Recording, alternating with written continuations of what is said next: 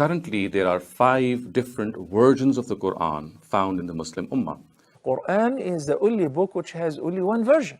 Currently, there are 5 different versions of the Quran. When I say there are 5 versions, it means that there are 5 different versions which have different words at times.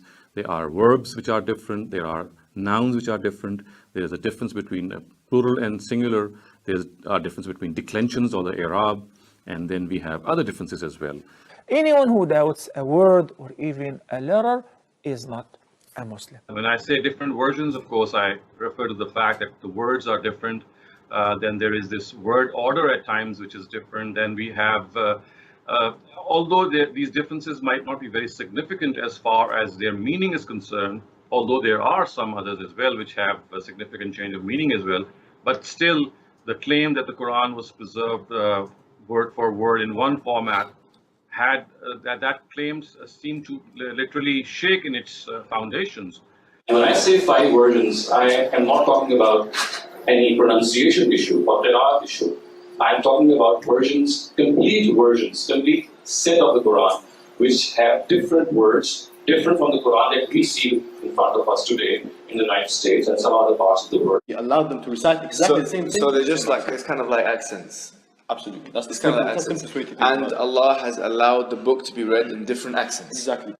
The differences in these versions is not just in matters of pronunciation or or accent, but it also relates to differences in verb patterns, differences in nouns, different in a singular or plural noun, and similarly in declensions or i'rab. And then there are differences in particles also. For example, at places we'll have waw or a fa. It's just a different way of saying exactly the same thing.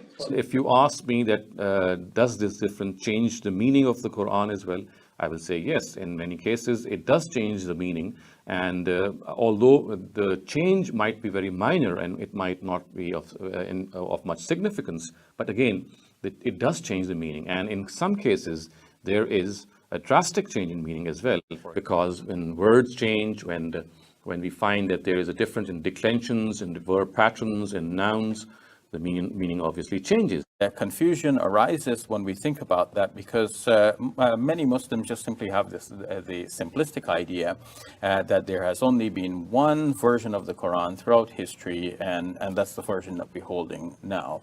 And when we read our history, we see in fact that there were variations, multiple readings. Today, most Muslims read the Quran in a text that is referred to as the Egyptian edition of 1924. But this is not the only text of the Quran that is read throughout the world. The Arabic Quran universally is the same. No difference between one part of the world and another. This is not the only text of the Quran that is read throughout the world.